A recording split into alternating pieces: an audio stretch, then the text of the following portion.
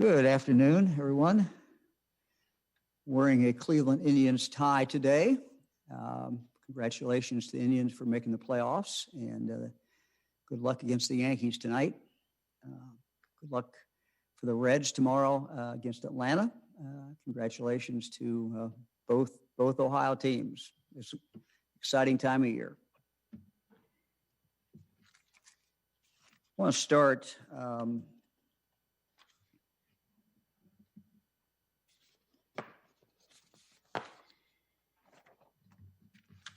with something I've talked about every week, and I'm frankly going to continue to do this as long as it's necessary to do it.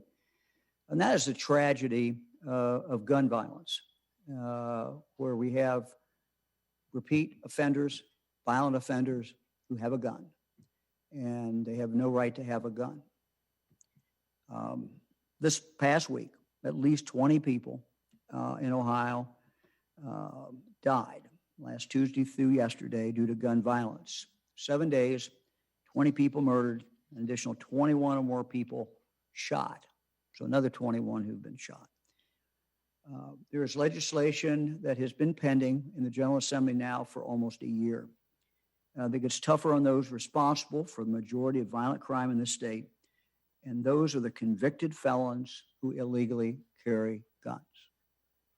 Who doesn't want to get tough against convicted felons who illegally carry guns? Right now, many of these felons are not getting locked up when they're found with guns. Current state law considers this a lower level nonviolent offense. Oftentimes, this results in probation, despite the fact that those who are willing to break the law and carry a gun are often the people who are willing to hurt or kill with that weapon. I'm not blaming judges. The law needs to, frankly, be changed, and that's what I'm proposing to do. Let's look at a couple of the victims. 6-year-old Marvia Jones was shot earlier this month. She lived for 2 weeks before dying last Tuesday. The little girl, another child full of promise, was caught in a crossfire when two men started shooting at each other in Akron. According to court records, one of the alleged gunmen was a convicted felon prohibited from having a gun. He allegedly had a gun. He allegedly used that gun. And now another child is dead, another Ohio child. Here's another case, Sandusky. Quadruple shooting in Sandusky, now homicide after victim dies. Suspect still on the loose. This happened on Sunday. 4 shot, 1 dead. Sandusky police identified the man, Malik Aaron, as the suspected gunman. According to public records, he is a convicted felon who is prohibited from having a gun. Sandusky police issued a warrant for his arrest and warned that he should be considered armed and dangerous. This man is still wanted. He's out there on our streets, and we need to find him. I want to stress that everyone, of course, is innocent until proven guilty. However, if this is the person responsible, there is no doubt that he would have known that he couldn't have a gun. On at least 2 occasions, the court informed him in writing that he did not have the right to carry a gun. Let me read directly from the court's entry. The defendant is hereby notified that under federal law, persons convicted of felonies can never lawfully possess a firearm. The defendant was further notified that if he is ever found with a firearm, even one belonging to someone else, he could be subject to prosecution by federal authorities and subject to imprisonment for several years. End of quote. Now, federal law is tougher than state law, and we have to change state law to correspond with what the federal law is. As I said, if charged for illegally possessing a gun under state law, an offender many times will get probation.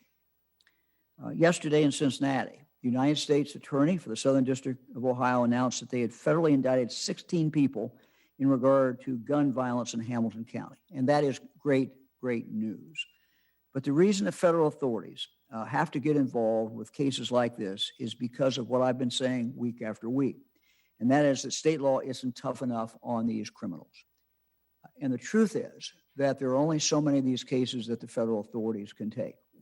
And so many times our county prosecuting attorneys, our sheriffs, our police, when they find someone, convicted felon, someone who has committed a violent act in the past, who has no right to have a gun, but is found in possession of a gun, they can't take those into federal court because there's just not enough ability to prosecute those in federal court. And the federal prosecutors have to pick and choose which ones to take.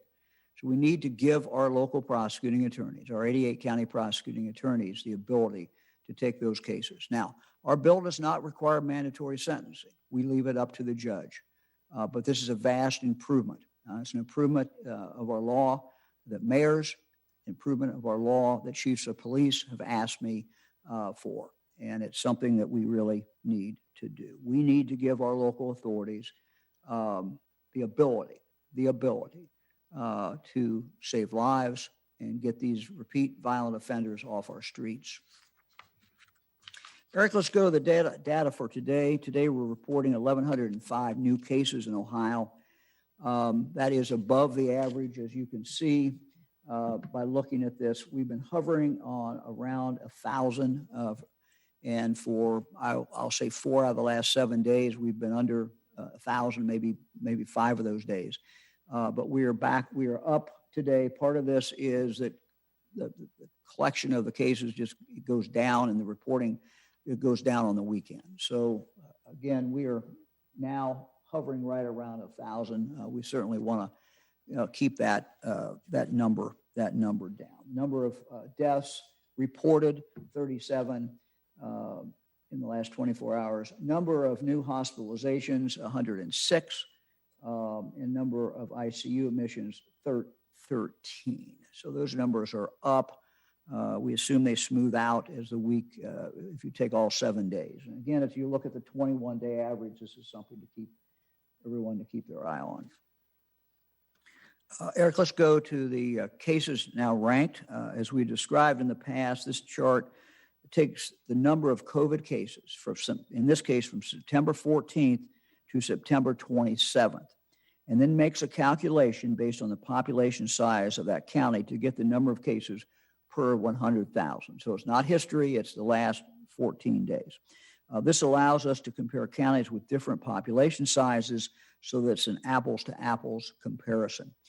This is why, for example, Franklin County has the highest number of cases during this period with 1,457 cases, but is only 17th on this list because they also have a much larger population. Putnam, Mercer, Pike counties come in with the top 3 highest case rates per 100,000. So these are the top 20: Putnam, Mercer, Pike, Wood, Athens, Shelby, Lawrence, Henry, Jackson, Defiance, Dark, Miami, Butler, and on down the list.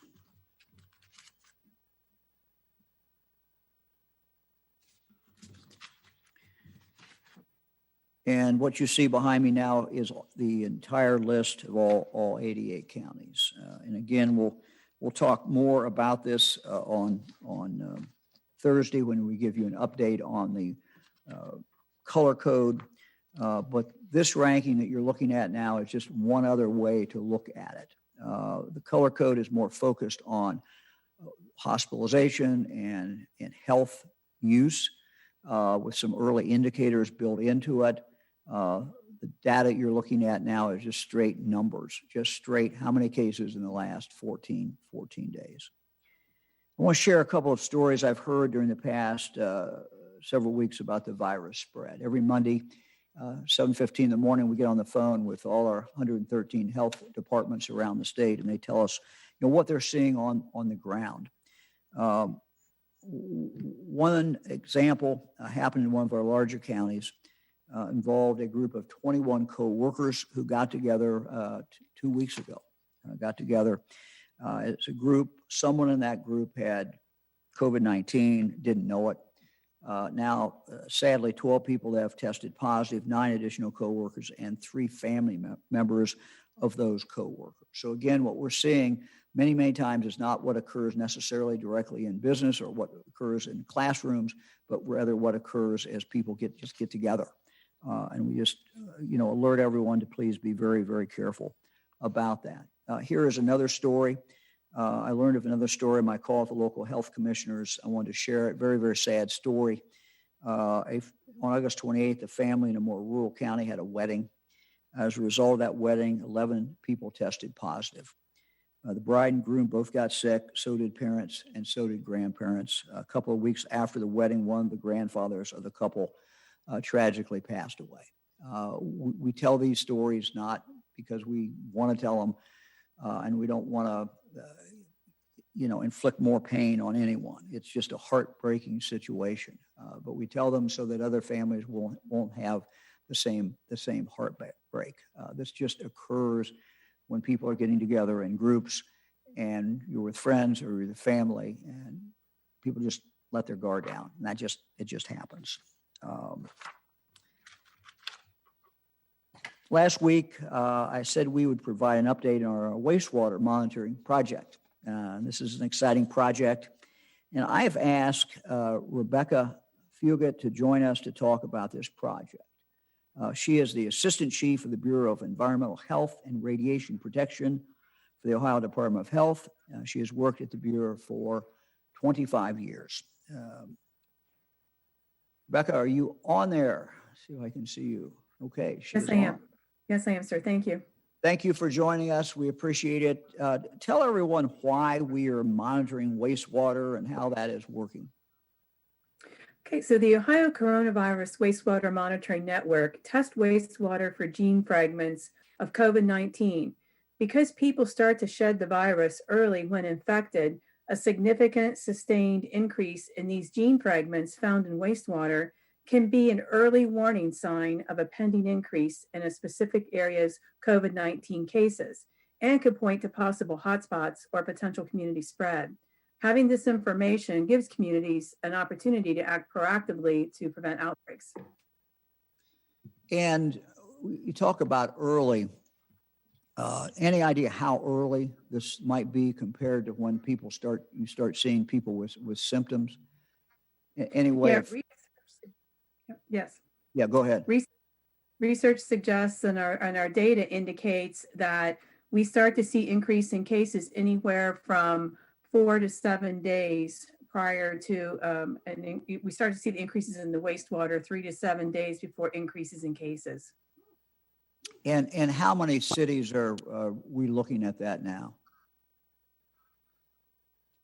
We've seen increases in about 6 cities over the last several weeks, and most recently in 3 cities across the state. And how many total cities are being monitored now? Do you know? We're currently monitoring 36 cities, and we plan on increasing an additional 25 cities within the next month. You and I talked earlier today, and you told me that this is kind of a work in progress, and that you're not only are you warning cities or communities when you see something, but we're trying to learn some things as well. Can you talk a little bit about what we know, maybe what we don't know yet, and what we're trying to learn? Well, what we're trying to do is we're monitoring the viral gene copies that we're seeing in the wastewater, and we're just starting to begin to compare that to case data within communities so that we can confirm that we do in fact see this viral gene data as a leading indicator of disease. So we're closely monitoring the results that we're seeing across our state. We are monitoring a number of sites biweekly now. We'll be moving to monitoring all of our sites biweekly so that we are able to provide that 3 to 7 day leading indicator of disease. And then when we see this information, when we see increases, we alert health officials and utilities of any sustained upticks in their communities. And we've provided a toolkit that helps inform the public, and we're coordinating to help offer pop-up testing and contact tracing support for those communities. Just most recently, we've worked with several local health districts to do this. And what districts have you worked with? I think you told me Mansfield, Akron. Yes. As well as Lucas County as well. You want to just tell us a little bit about that? Sure. The Toledo-Lucas County Health Department has a pop-up testing event planned and has notified the community through a press release about the increases in their wastewater data. We've most recently worked with the Richland County Health District.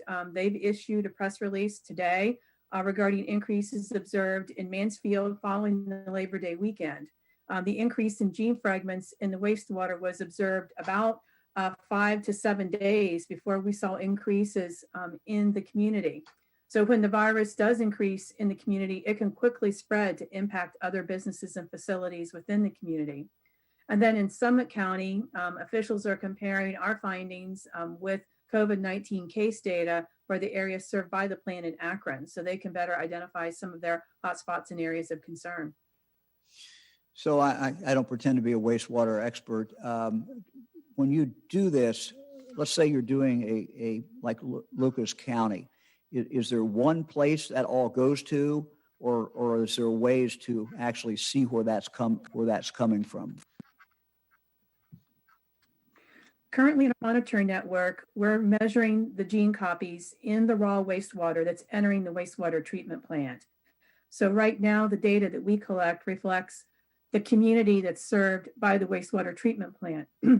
We do have the ability, to go into communities and monitor in specific sub-sewer sheds within that community. We just haven't started doing that yet within the network, but that is a possibility, and it's been done elsewhere across the country. And I think you told me for Lucas County, it was actually Oregon. Is that right? It was not actually the city of Toledo. Is that correct? That's correct. It was in the suburb of Oregon. Okay, very good.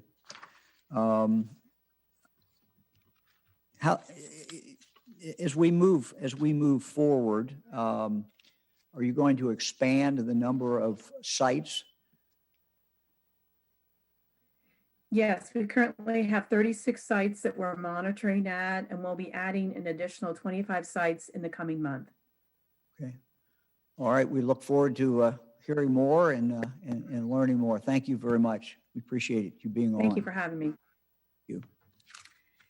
Our Ohio Department of Rehabilitation and Correction also recently began conducting wastewater monitoring at Ohio's prisons.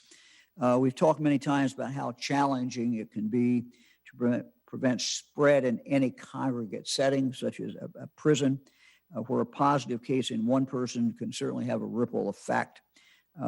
Director Annette Chambers-Smith is here with us on Skype this afternoon to talk about how they're using wastewater data to help them, and really also kind of give a report on COVID in Ohio prisons and what the department is doing about that. Director, thanks for joining us. Good afternoon.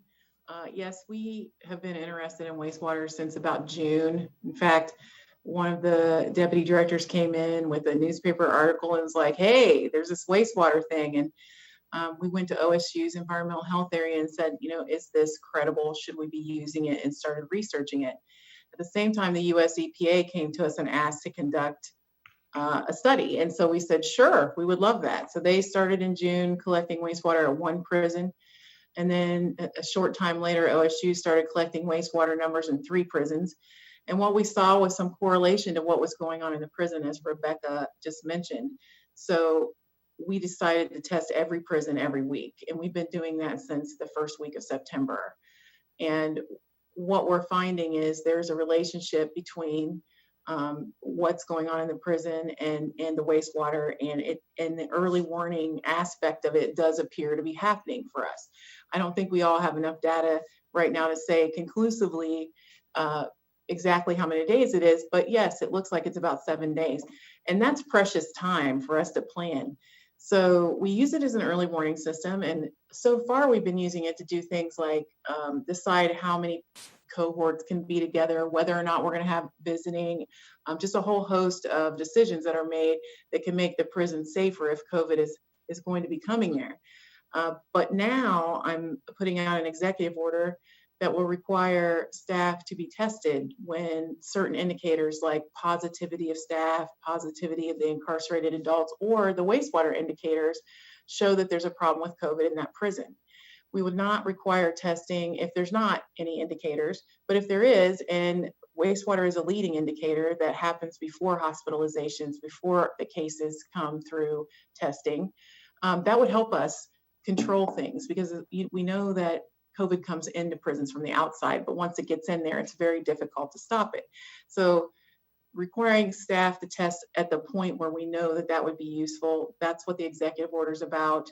And then every other prison will always have staff being able to do voluntary testing. So we're going to start the mandatory testing on October 6th at only those sites that trigger, these indicators. And wastewater is definitely an important one because it is the only one that's really a leading indicator. And you want to tell us a little bit about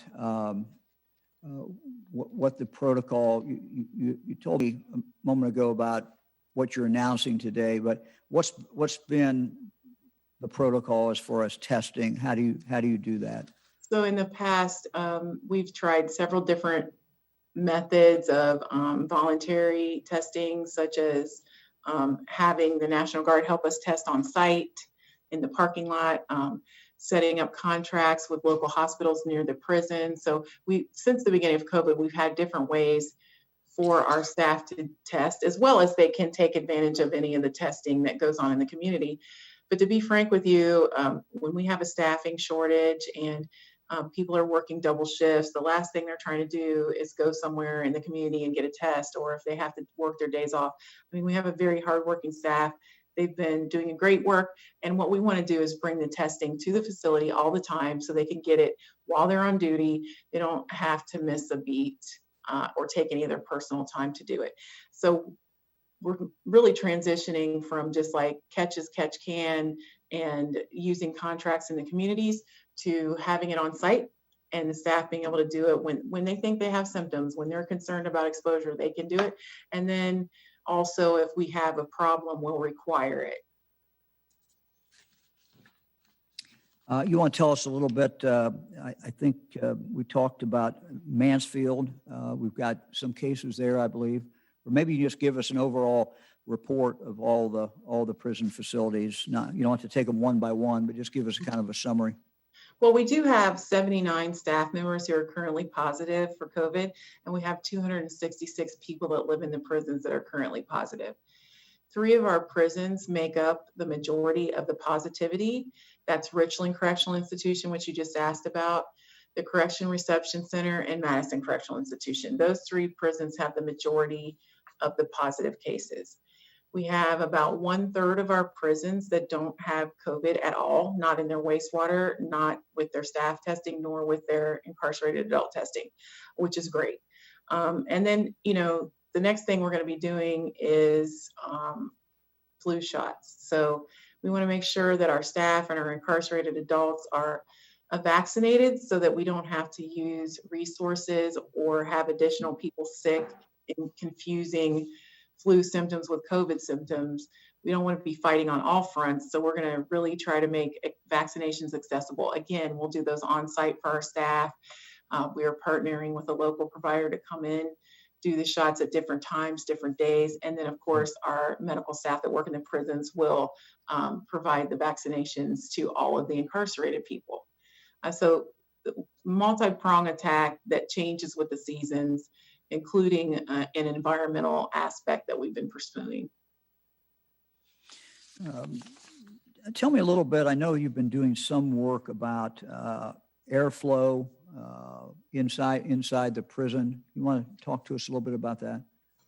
Yes. In April, our HVAC experts started changing the air circulation between the fresh air outside and the recirculation to have more fresh air coming from outside, sometimes up to 100% if the system could take that. That was the beginning of starting to look at environmental factors. After we'd already done social distancing to the extent possible and wearing masks and gloves and washing your hands and all the different things we do to try to fight COVID that a person is responsible for, we then turned to start looking at, well, now what we can do with our environment. So that's how the HVAC system started working.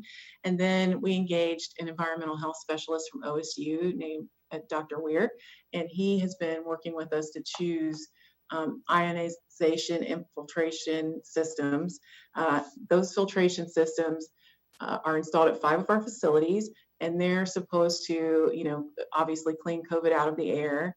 And OSU will be doing testing to make sure that they do. And if they do, we'll buy more for more facilities. But there's been a lot of magic beans during COVID, so we don't want to buy too much of something without really making sure that it has efficacy. But according to Dr. Ware, this system is the one that's most promising out there. So that would clean the air. And we put that in places like where we have high acuity people at those 5 sites. And we did that in April. And then in May, we changed out our filters to have the highest MERV rating that the system could handle. So that's an additional filtration measure. And now we're in the process of procuring portable air filtration systems for additional filtrations in places like the visiting area or entry or the medical area. So we're just really trying to take care of our physical plant as well, because when winter comes, everybody's going to be inside all the time, and we want to make sure we have the very best chance we can have. Thank you very much. Good to have you on, and we'll get a report in a few more weeks, but thank you. All right. Appreciate it, Director. We now turn to the Department of Medicaid.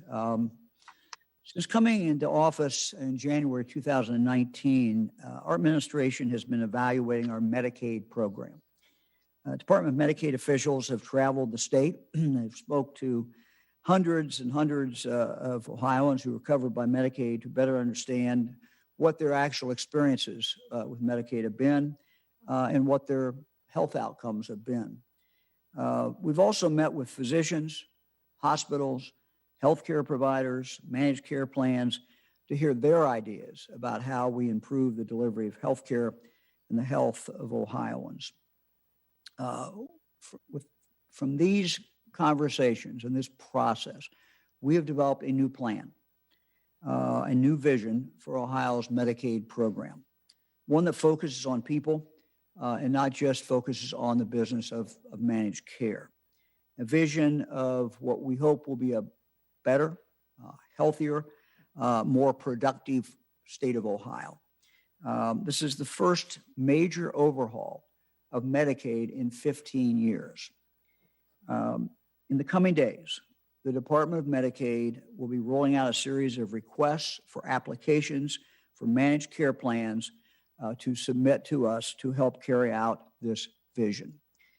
So this process will be rolling out in the next few days. The Department of Medicaid is the largest provider of health insurance in the state of Ohio. Medicaid covers 3 million Ohioans. Of those, nearly 90% are enrolled in a managed care plan, including nearly every child enrolled in Medicaid in the state of Ohio. That's why what these plans do is so very important. Tomorrow, a new application will open for those businesses interested in providing managed care plans for children and adults within the Medicaid program. The selected plans, the ones that are selected, will be an essential piece in improving the health and lives of millions of Ohioans. Not only will selected plans work with my administration to build better systems of care, but they also play a special role in helping their members develop good health habits, such as using primary care instead of the emergency rooms, getting needed vaccinations, and attending prenatal visits for pregnant women.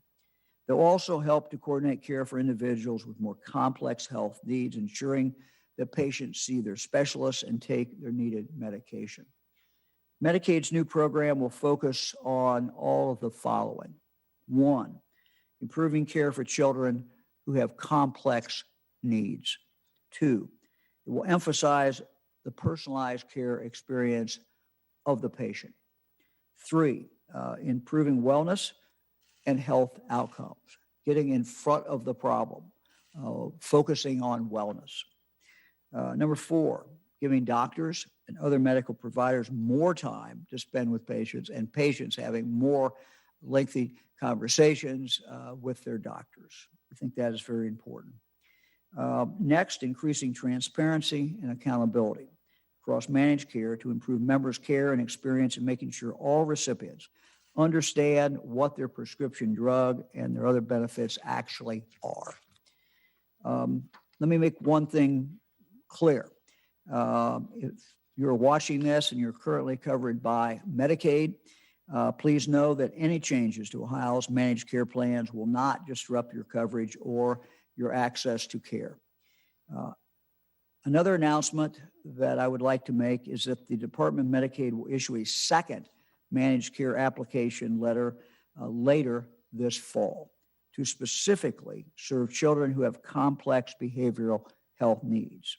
On any given day, thousands of Ohio children are living in treatment facilities because they struggle from severe mental illness, substance use disorder, or a developmental disability, sometimes all three. Sadly, many of these children are from Ohio's foster care system.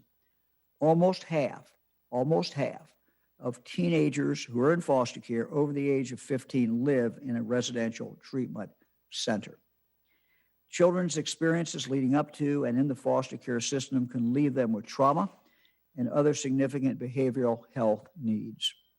In fact, nearly 2/3 of all Medicaid spending on Ohio's foster care youth is for behavioral health services, showing that their mental health needs far outpace their physical health needs. For some youth, their needs are so intensive that we don't have the types of care within the state of Ohio that meet their needs. In fact, today, 140 of our Ohio's children are currently receiving care outside the state of Ohio, placing them sometimes far away from their families, their homes, and their communities. Clearly, we're not doing these children and other children in need of care justice. They and their families deserve better.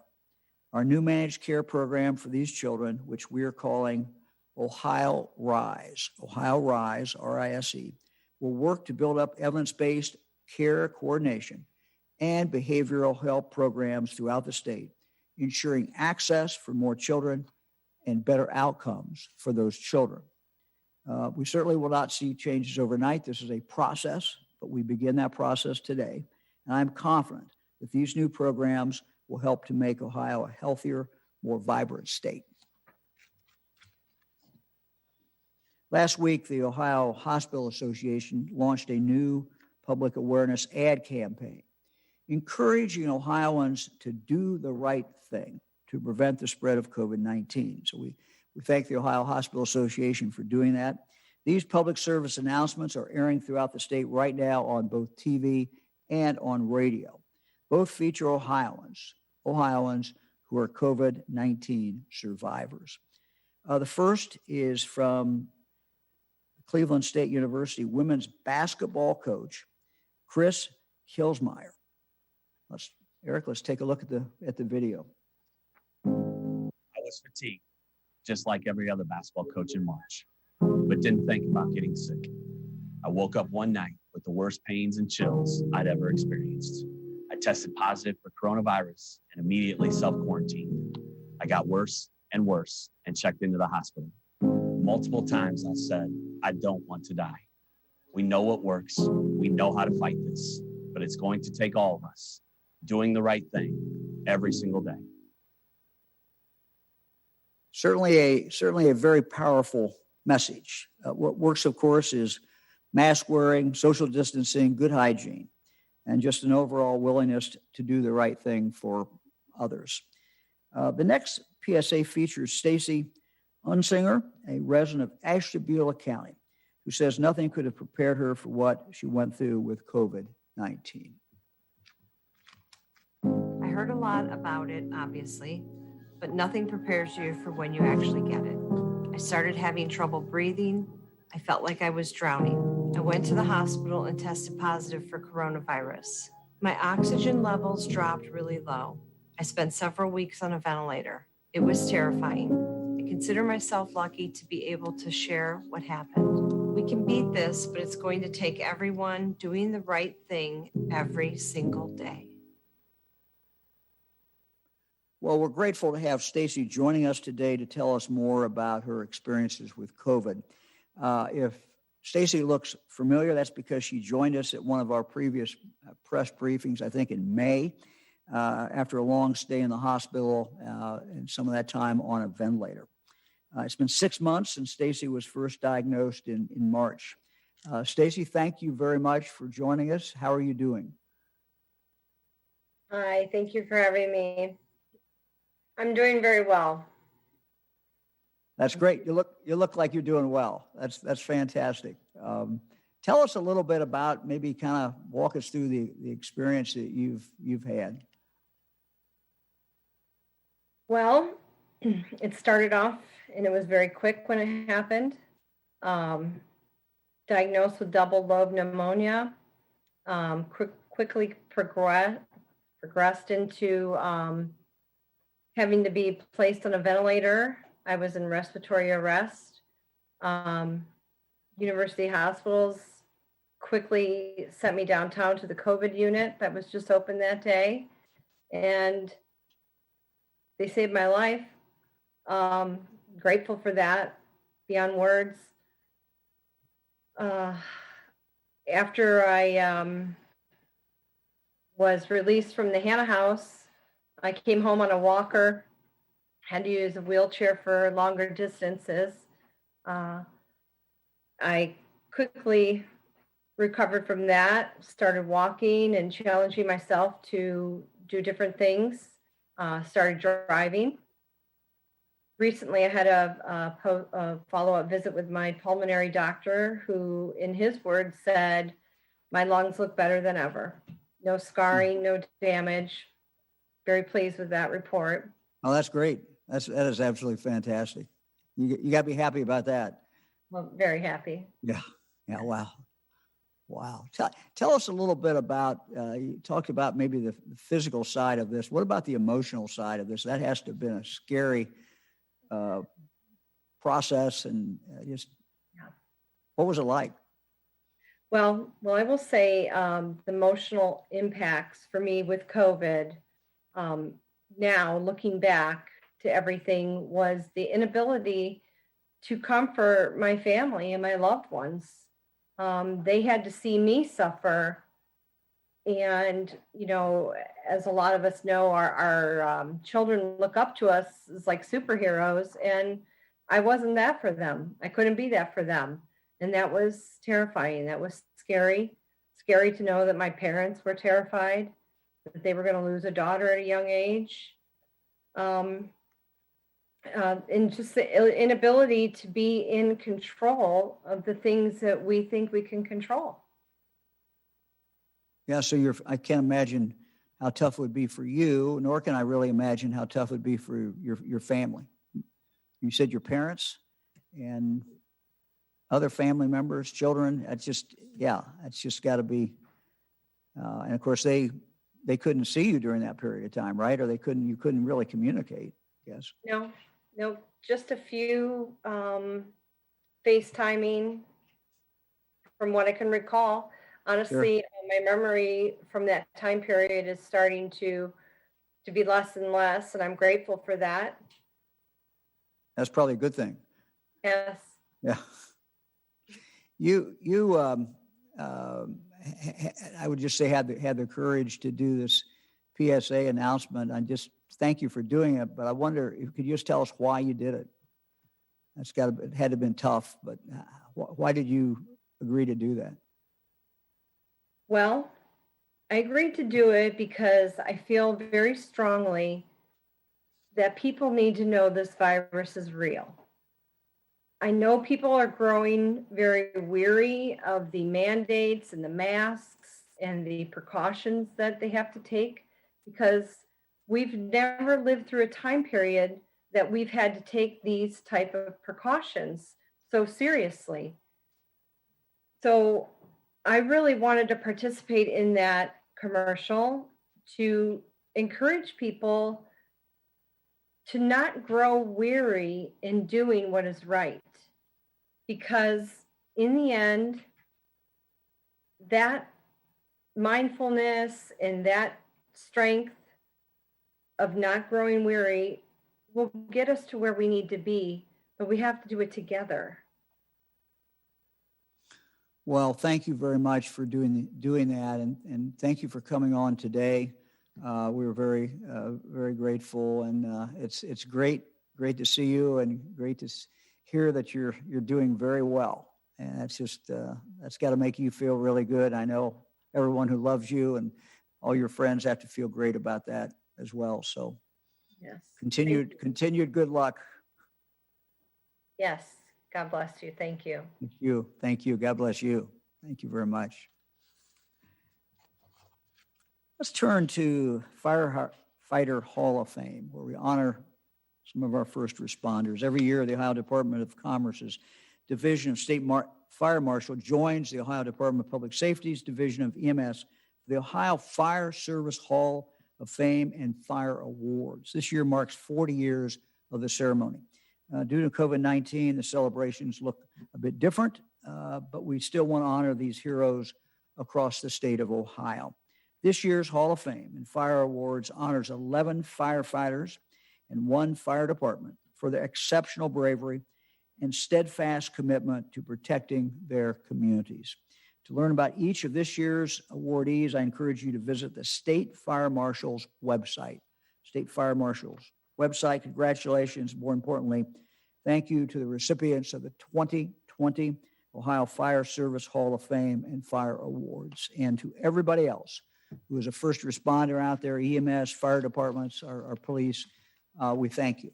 We thank you for what you do each and every day. Let me now turn to the Lieutenant Governor, who I believe is in Cleveland. Lieutenant Governor, how's Cleveland? Governor, can you hear me? I'm doing great. I appreciate the Cleveland Clinic hosting me today. That's where I am for the news conference. It is indeed a big day in Cleveland. You mentioned the Indians and the Yankees playing baseball tonight. There's another little thing that's catching some national attention, probably some global attention, the presidential debate, which will be held at the Cleveland Clinic, and I will be there for that. So it is indeed a big day in Cleveland. I appreciate the clinic hosting me for the news conference. A couple things. First of all, I've had some questions about this, about prevalence testing. There was a study that we did back in July that will help assess how many people we estimate have had COVID and how many people had it during the course of that testing. We will give an update on that on Thursday. So you can plan for that to come out on Thursday. I just wanted to respond to some questions that I know people have in anticipation of that information being released. A couple of workforce related issues starting out. In July, I announced that we had created an opportunity, something we partnered with the legislature on, called the Individual Micro-Credential Assistance Program, called IMAP for short. This program reimburses training providers up to $3,000 each for completed technology-focused credentials, and we will reimburse up to $250,000 per provider. Today, what I am announcing is the opportunity for Ohioans who are low income, partially employed, or totally unemployed to access training through IMAP at no cost. Even though it's at no cost, it has great value, believe me. This opportunity will help nearly 2,000 Ohioans earn a credential, and there are 12 training providers, including community colleges, university, Ohio technical centers, private providers, and nonprofits that have received awards to provide these services. Between all of those providers, they will offer up to 71 different short-term, industry-recognized, technology-focused credentials that will help upskill Ohioans in our increasingly tech-infused economy, which COVID, frankly, has only highlighted. Let me explain briefly how it works. If you're interested, you can visit the imap.development.ohio.gov website. I'll go over that one more time. IMAP, imap.development.ohio.gov. You will see the 12 eligible providers there. You can learn how to enroll. Then you can select from one of 71 micro-credentials that you can apply for. 55 of those can be done online. So there are many of them that if you have COVID issues, don't want to go in person, that there are 55 of them that you can do online. of the 71 credentials. And we think that this has great potential. I can tell you that what we like about this is pay for completion. We're funding things. We want to see results. We want to see people leave with that credential in hand. We pay the providers upon completion. Every one of these credentials is in demand, and we know employers are hiring for these skills today. So this IMAP program has a tremendous value in the marketplace, and we're glad to get this kicked off and get more people enrolled. Governor, and I will let you know, I got an email from a former academic advisor and a former governor this week to ask you and me to make an announcement about FAFSA. And I know that Governor Taft and Dr. Lasley, who had emailed me, wanted to remind us that Ohioans, that there's a free application for federal student aid known as FAFSA that opens up on October the 1st. All students, high school seniors, current students, and adults interested in attending or returning to college should complete the FAFSA. Ohio families every year miss out on financial aid simply for not completing this form. It's estimated that approximately 39% of students eligible for financial aid do not currently complete the FAFSA. That's 39% of students who are already enrolled could get more financial aid simply by filling out these forms that would leave tens of millions of dollars on the table that people are not drawing down to pay for their college education. And we urge students starting on October 1st, families starting on October 1st, to get those forms filled out to help make college and your education a little more affordable. And then finally, Governor, I know that COVID is a state-led response. Every state, all 50 states, doing things a little bit differently because we have to have state-level strategies. And I know we often ask ourselves, how do we compare? What are other states doing? How do we compare to other states? And there were a couple of national media stories yesterday that came out that I thought provided a great perspective on where things stand from both an economic point of view and a health point of view, and how Ohio fits into that. First article was a Reuters story that led with the headline, "Positive COVID-19 test rates top 25% in some Midwest states." So the Midwest and a lot of Midwestern states seem to see an uptick during the past few weeks. It highlighted in this article, North Dakota's positive test rate has averaged 30% over the past 7 days compared to 6% just the prior week. And the positivity rate has risen to 26% in South Dakota, up from 17% in the previous week, according to analysis done by the COVID Tracking Project. The article stated that all Midwest states except Ohio reported more cases in the past 4 weeks compared to the prior 4 weeks, and that was according to the Reuters analysis. Also yesterday, on the economic front, Moody's Analytics and CNN Business released a back to normal index. This is an economic index, which is comprised of 37 national and 7 state level indicators. And the index ranges from 0, representing no economic activity, to 100%, meaning that they had returned to pre-pandemic levels in March. Ohio received a score of 88. We were ranked 10th in the country for the economic recovery. These were led by Maine at 96, North Dakota at 92, Nebraska, Rhode Island, and New Hampshire at 90, Wyoming, Idaho at 89, and then Connecticut, Michigan, and Ohio all at 88. If you'll notice from those 10 states, only 2 of them are really large states with a lot of urban areas. That would be Michigan and Ohio. The links to these articles are on the on all of our social media pages. I wanted to get that out there because, we always want to know how we're working as it relates to other states. And while nothing is permanent, we know that with COVID, and much work remains on both fronts, on economic and health front. Well, we have made progress, and Ohioans they should feel good about the fact that they've done this, that that they have done a good job. And for many months now, we've talked about learning to live with COVID in our lives and protecting our lives and livelihoods. And the data in these two articles I believe shows that Ohioans have hit that balance pretty well. We know we always push every day, and I know you lead this, Governor. It's like we want to get better on all of these fronts. But I do want Ohioans to just know that we appreciate how much they are sacrificing, how much they are getting this right on many occasions. And we want to see continued good news in this area. We'll continue to work at it. We'll continue to refine. We'll get better. We'll innovate. But I know that we appreciate what Ohioans have done to put us in a good spot on these two fronts, at least for now, although we know that no victory is won permanently. It's where we stand now, and we'll keep getting better. Thanks, Governor.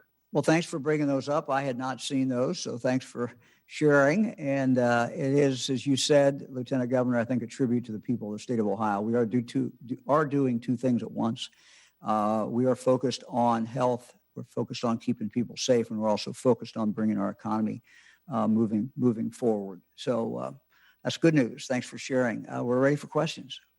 First question today is from Tom Bosco at WSYX in Columbus. Hey, Governor, latest polls are showing that Ohio is a toss-up 4 years after Donald Trump won the state. And of course, with the debate tonight, many are saying that Ohio is in play for election day for the presidency. What's your opinion on that? Do you think Ohio is in play, still a swing state? And what case for re-election do you think Donald Trump is going to make tonight? Well, I don't speak for the president. I support the president. I don't speak for him. We'll see what he says tonight. But I think that if you look at what the president has done, a major commitment, and this is highlighted, of course, by his nomination, Judge Barrett. What candidate ever listed who he's going to put on the courts? He did. And, he consistently put people who respect the Constitution, people who don't think they're legislators, people who are focused on being referees, which is what we want judges to be. And so I think that is something that he should be very proud of. I'm very happy about. I'm happy about his nominee, Judge Barrett, who, from people who know her, who have worked with her, people who are on the left, people on the right, they all marvel at her intellect, and her, more important even than that is her honesty and her integrity. So yes, I think the president will certainly talk about that. Where is Ohio? Look, I never bought into this argument that Ohio had become a Republican state. I mean, Ohio is a swing state. The president won last time by 9 points, I think. That was a big, big surprise. I think he's going to win this time in Ohio. I think it will be close, but I think he will win. So we'll see. But sure, Ohio is certainly in play, and but I think the president will carry Ohio. Next question is from Emily Hamilton at WEWS in Cleveland.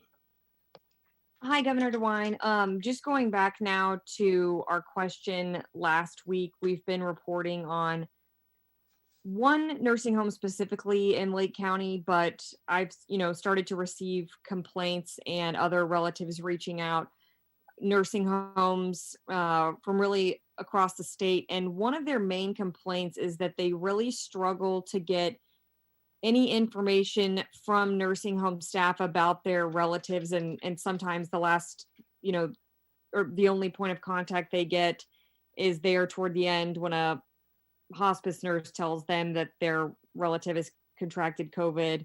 And it won't be much longer until they unfortunately pass away. I guess our question for you is, what's your response to these families who say they're really struggling to get information from nursing homes? What more can be done to slow the spread at those facilities? And what would you say to family members who are calling for some sort of state intervention aside from just inspections from the health department, such as a lot of them calling for the state to send in the National Guard at some of those facilities that they weren't sent into beforehand. Well, we don't hesitate to send in the National Guard where the National Guard is needed. And, you know, we do check with nursing homes. If they have, for example, we had one nursing home a few weeks ago that a lot of their staff was off. They couldn't staff it. And so for a day or so, we had National Guard in there assisting them. So we will send in the National Guard. We have doctors, we have nurses, we have people who, you know, in their civilian life do this, and so they are members of the National Guard. So we don't hesitate to do that. Second, as you may have seen, the president made an announcement yesterday about new tests, antigen tests that are quick tests, and they are less intrusive.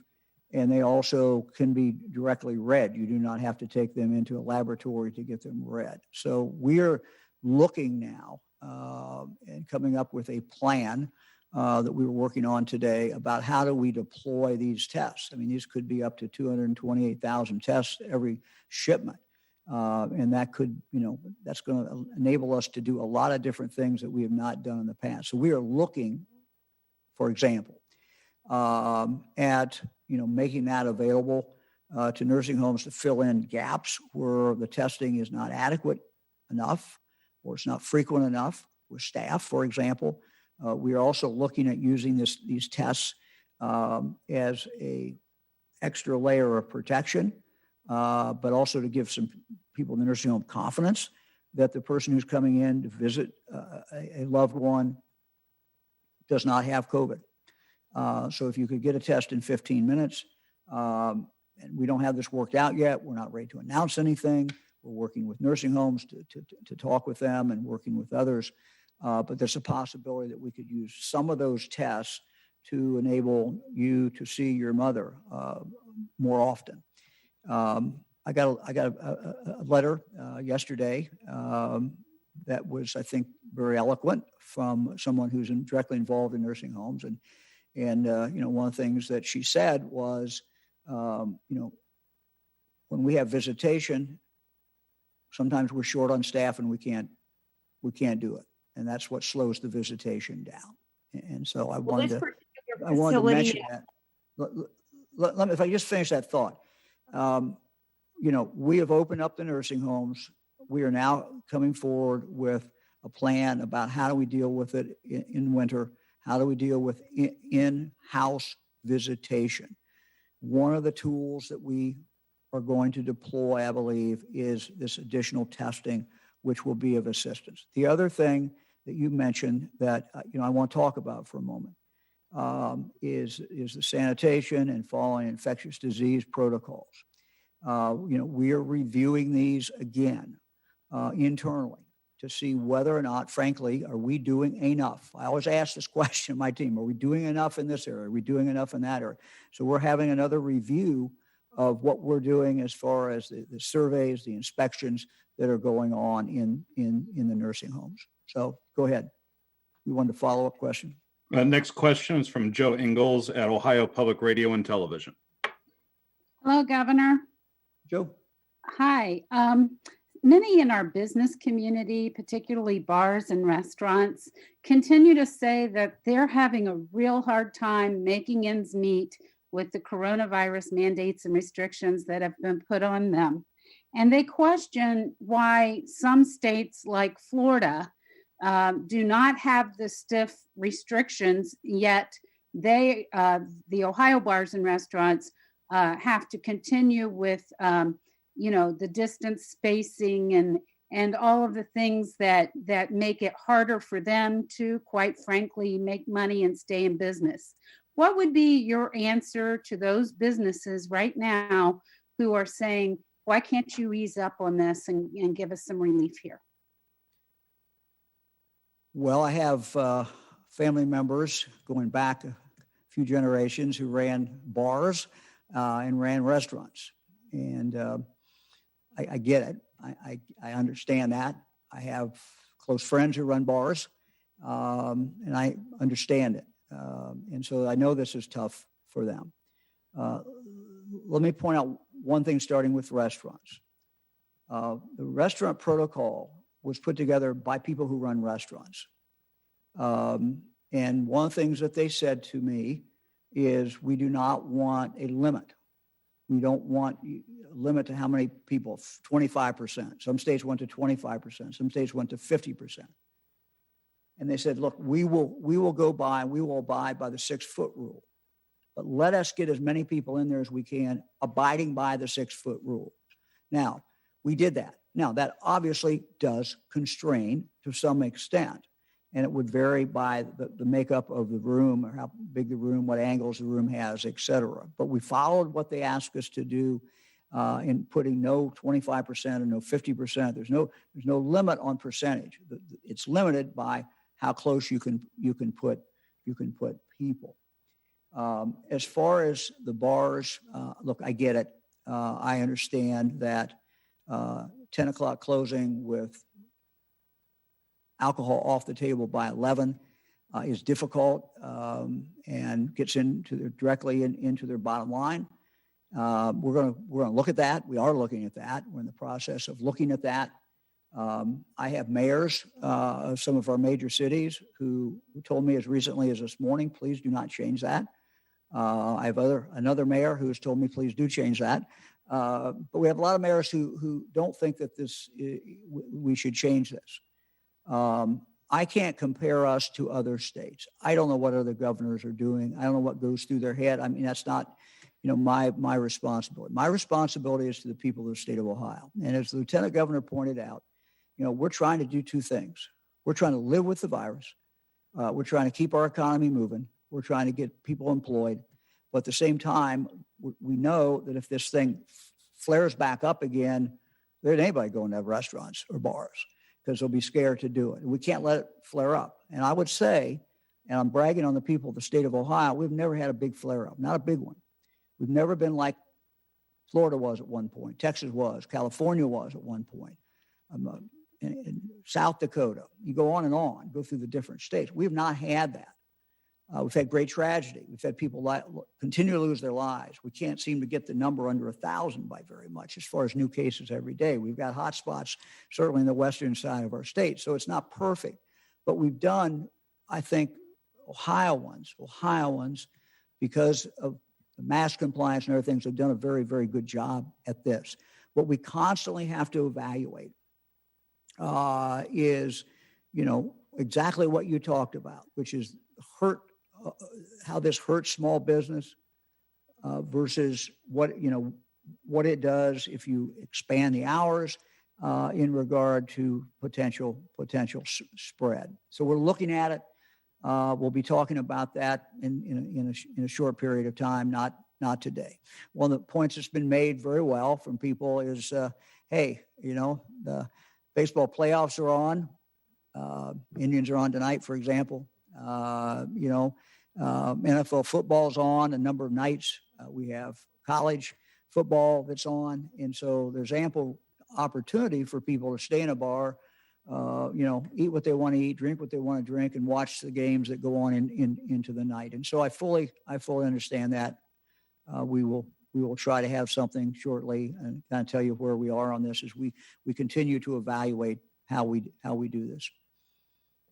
Next question is from Andrew Welsh Huggins at the Associated Press. Hi, Governor.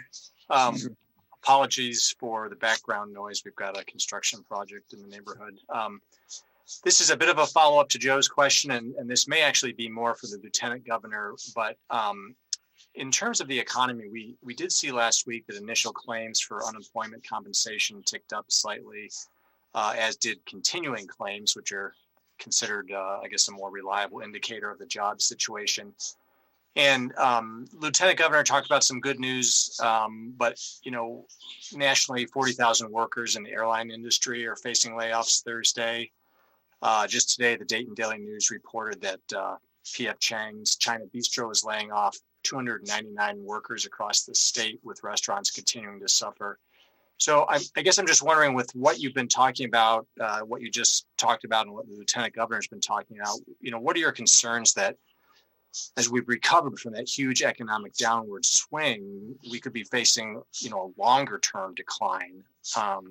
And again, what can be done about that short of additional reopenings or a vaccine? Well, absolutely the right questions. Question we ask ourselves every day. We're talking to the legislature. And we hope to have an announcement with the legislature, with the leaders shortly about some specific help for small businesses and some specific help in regard to people to pay rent, which directly impacts the people who are paying the rent, but also, someone who might own the property and who is paying a mortgage themselves. So, has a real significant impact. And second, to people who have mortgages.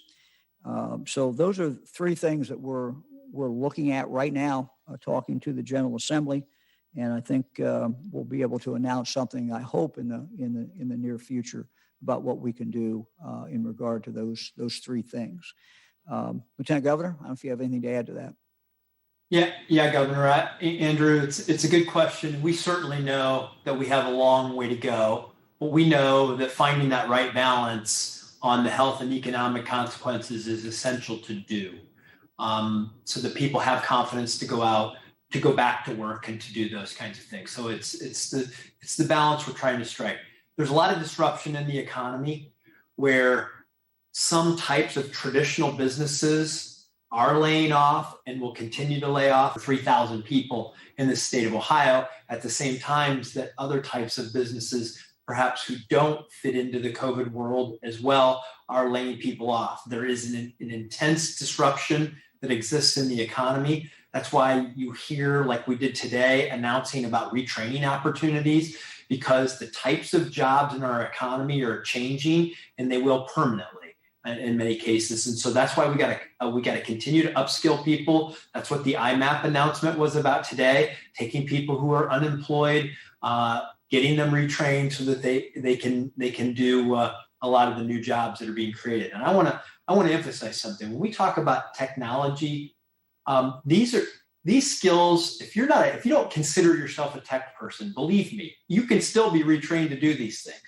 These are, you don't even have to have a tech background because to be able to enroll in some of these programs and get a new skill. So please, if you're out there in the workforce, don't be intimidated by this. Know that there's some support services out there to get you skilled, to get you into the workforce, and for all of us to adjust to the changes that are and the disruptions that are occurring in the economy. A lot of these trends were already underway. COVID exacerbated them. And we're just having to respond to that and help get people the skills and match them to the new kinds of jobs that are being created. Thank you. Next question is from Jackie Borchert at the Cincinnati Enquirer. Good afternoon, Governor. I have a follow-up on the Abbott testing. It's been almost 2 months since you announced the 6-state compact to require antigen tests. How come we don't have a plan yet on how to implement these tests? With yesterday's announcement, you said you're still working on it. What are you really looking at to come up with that plan, and why? What are some of the concerns about using these particular tests? Well, thank you for the question. First of all, this is big news. This is separate and apart from any consortium that we were involved in. And we've known that these tests were coming for some time, as the president has told us that they were coming, the vice president has told us they were coming. So we know a lot of different places where we're going to deploy them. I mean, we have two goals. One is to save lives, and that means you have to target those who are the most vulnerable, which are the older Ohioans and Ohioans who have a medical problem. That's where you save the lives. Second, though, we have to do everything we can to slow the spread. And to slow the spread, that is vitally important. And so those two things. Third thing is, if we can use these tests to let Ohioans more fully participate in their life, society, then we want to use them in that way too. For example, we were working this morning on about the deployment of some of these tests, possibly into schools, into the local health department. So the local health department could work with the schools. And as again, these are strip tests. These are some similar concept broadly as a pregnancy test. You don't have to take them to the laboratory. It takes 15 minutes to get the results. So we don't have anything to announce, but we're looking at how could we use these to get more kids physically in school. Maybe kids who are online now, and maybe some way we could use them in that manner, or when kids who are in school now physically, and candidly, one of the complaints we've heard and one of the concerns that have been raised is, you have a child who tests positive and then you knock out a whole bunch of other kids. Maybe there's a way to use these tests in regard to these other kids so that they would not have to be knocked out for 14 days. So, that's some of the things that we're looking at. We're looking at using some of these tests in our jails. Our jails many times do not have testing, and being able, as a congregate setting, it's a setting you worry about. They're either going to go back out into society. You don't want them taking that out into society. You don't want them taking it to the state prison system.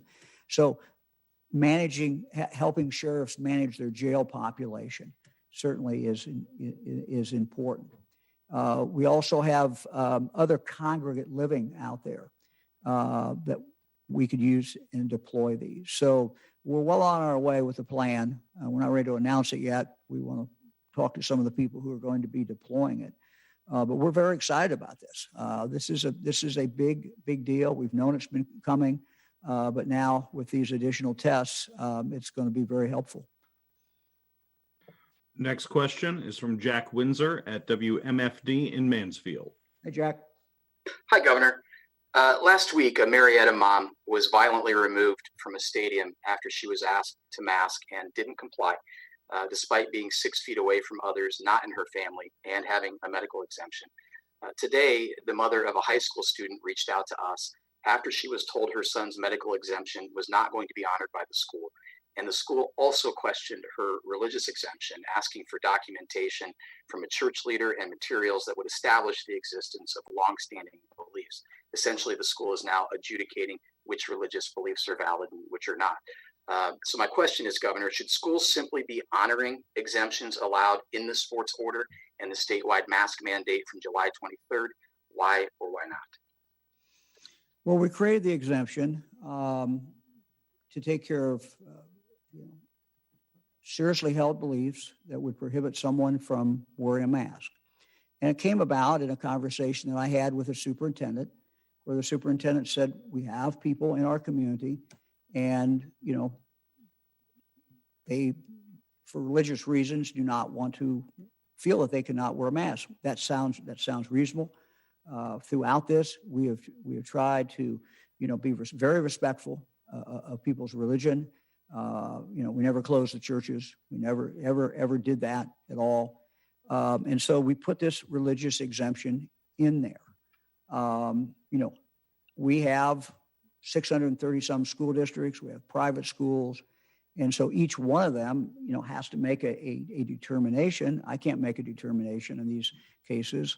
I think our superintendents are doing a good job. I think our principals are doing a good job, and they're making a case-by-case determination of what they can do. Your question is, what you don't want to have is a situation where you just say to people, look, if you just want to say it's, all you have to do is check this box and you don't have to wear a mask. That's not going to accomplish what we need to accomplish.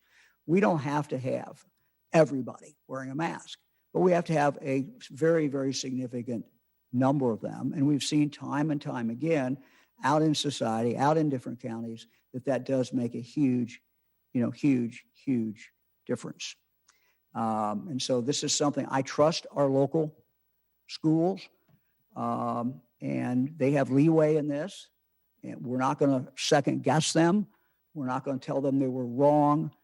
We tried to give them broad guidance so that we could say to parents and we could say to schools, if you go back in person, if you follow these guidelines, it's the safest way that you can do this. And let me just say, they're doing a bang-up job. They're doing a very, very, very good job in managing a difficult situation. And my hat's off to the superintendents, the principals, the teachers, parents. I think by and large, everyone is doing a very, very good job in a very difficult environment. Next question is from Mike Livingston at Gongwer News Service. Hey, Governor, you kind of alluded to this talking about nursing homes, but with colder weather coming, what other conversations are you having with your team on how the state's approach might need to adjust once everybody heads indoors for the winter? Thanks. Well, we don't know, where this COVID's going, and we continue to learn things. And I say we. Look, I'm not the scientist. I'm not the medical person, but I'm talking about the experts, and they continue to learn. We're putting a real push on flu shots because we don't know what happens if someone has COVID and flu, but we don't want to find out. And so the more that we can reduce that number of people who get the flu, the more that we can reduce the severity of the flu. We know that will save lives. Flu can be deadly, particularly to the young, particularly to the old.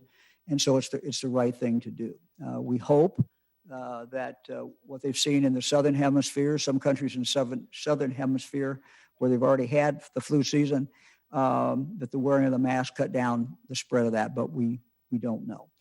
The other thing that we are looking at, I have a working group, and we've not talked about this, I don't think, but I put a working group together to look at what our director, DRC, was talking about, what Annette was talking about, and that is ventilation and, what we do in our public buildings and what we can do as people move back inside, and they're inside virtually all the time.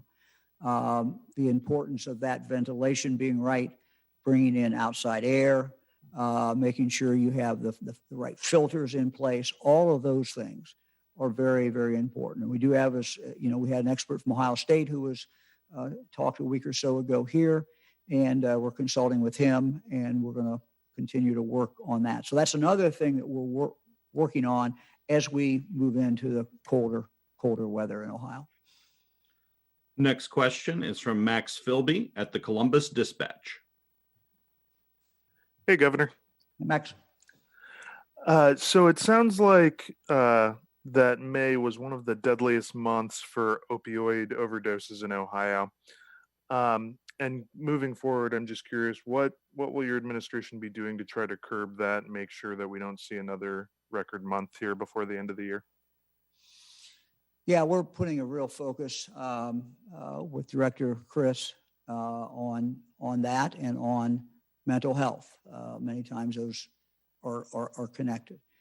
We know that there's been a lot of downsides to this COVID besides the COVID. And one of the downsides is an increase in mental health. We're again working with the state legislature, and I hope to have some announcement coming shortly, in regard to mental health and more that we can do in this area to help our colleges, our universities, to help our high schools, our grade schools. I mean, fortunately, our K through 12 schools have wellness dollars that the legislature set aside. We worked with the legislature and they did that. So those wellness dollars can be used in regard to mental health. But it's something we're very aware of. We're seeing it out in the communities. Getting more dollars out to the local communities is something that's very important. So we'll have more to announce in the next several weeks. Next question is from Ben Schwartz at WCPO in Cincinnati. Hey, Ben. Hi, Governor. I'm wondering if you've at all considered loosening truancy laws in Ohio schools. or possibly requiring districts with kids who are feeling ill to offer the option of virtual learning whenever they need, just so kids don't necessarily, so kids who don't necessarily know if they have COVID-19 but might feel ill don't potentially spread the virus at school. Well, that's an excellent question. We really want to encourage schools to do that. And, you know, if we're starting to get into a problem, I'm sure the schools are going to tell us, because in regard to absentee, and there's something that we need to do at the state level in regard to that. But by and large, we leave this up to the local schools. Again, if there's guidelines or if there are regulations that we need to change because of the COVID that's causing that kind of problem, then then we're certainly willing to take a look at that, because we don't want children who don't feel good coming to class. And you know, I know that schools that have done the hybrid, one of the things that they can do, or most of them I think can do, is make that switch a little easier back and forth. And you know, hybrid means a lot of different things to a lot of different schools, but some schools, child's on for a couple of days, off for a couple of days, but they get used to, you know, using that remote learning. So again, I think those schools probably have a easier time to make that transition, but we're open to doing anything we need to do to help them. Next question is from Kenny Bass at WCHS in Charleston, West Virginia. Hi, Governor. We've seen in our state and obviously in Eastern Kentucky and Southern Ohio that a one-size-fits-all approach doesn't really work when dealing with COVID. So can you communicate to the people who live in our region, which is rural and in many ways much more similar to Kentucky and West Virginia than some of your more metropolitan areas like Cincinnati, Cleveland, Athens, Akron, et cetera, the differences in governing this thing in those areas and the challenges the state is going through to try to be as effective as possible in these vastly different communities?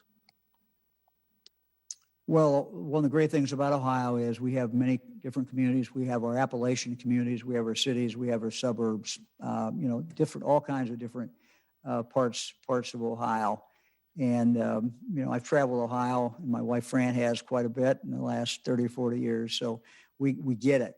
We get the difference. I think when you're talking about a small rural county, we still have some counties that don't have a lot of spread. One of the reasons we put this list up on the board with 88 counties, you know, we can kind of see, everybody can look and see what their spread is in their county. On Thursday, in fact, we're going to put some more data up. We're going to put for the month of September, you know, how many people have been coming out with cases, that actual number, what the number is of hospitalizations so far, what the number of deaths are. And so we're going to try to continue to give people information. So I would say, you know, anyone who's in your viewing area should try to continue to drill down on what's going on in their county and how many cases they've had and what kind of report. And we have the virus everywhere, so you can't hide from it. But there's certainly some counties in Southeast Ohio, for example, that are not as high as many of our other counties are. But I think people need to look at their own individual county. Wearing the mask, whether you're in a rural county or an urban county, is just a way to dramatically slow this. So if you're in a county where you don't have a lot of spread yet, you can keep it away. I mean, it's pretty simple. 80-90% of the people wear a mask. You're going to keep it away. You're going to keep it way, way, way, way down. And it's so much easier to keep it down than when it gets up to here and it's spreading out like that. And that's a problem. So that would be my message. Wear a mask, keep it down, keep a distance. I think that's the best way to deal with it. Governor, next question is the last question for today, and it belongs to Shane Stegmiller of Hannah News Service. Good afternoon, Governor. How are you doing? Shane. The legislature sent you House Bill 242, which prohibits local governments from placing taxes on containers such as single-use plastic bags. You've expressed concerns about it in the past. Just wanted to see what your thoughts are on the bill currently and going forward, because I believe it's just a temporary ban. Yes, this is a temporary ban. And I will sign the bill because it's temporary and because I think you can make an argument for it during the COVID period. It covers, for example, styrofoam, people get carry out food, et cetera. So it's not just the paper bags.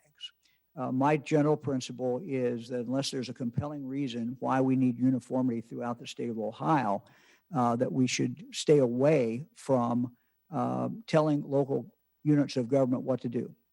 They're elected by the local citizens. They should be accountable to the local citizens. If the local citizens don't like what they're doing, they can get rid of them. So if something, unless there's a compelling reason to do it, I would normally veto this bill.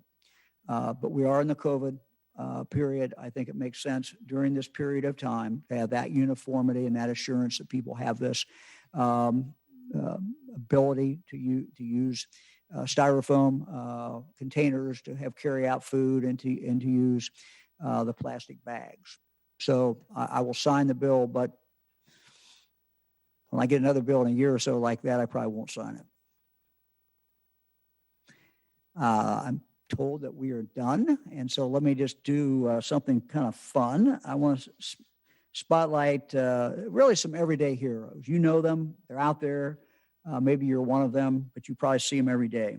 And they're doing the best they can to get us through this pandemic. Some of them are shining light for others. We call them heroes of hope. Here's one that we'd like you to meet. Abdul Ali. He is a hiring recruiter for Kroger in Columbus at their Brewery District store. He has hired 190 people since the start of the pandemic. These are essential workers on the front line, and we thank them for their service. Let's take a look.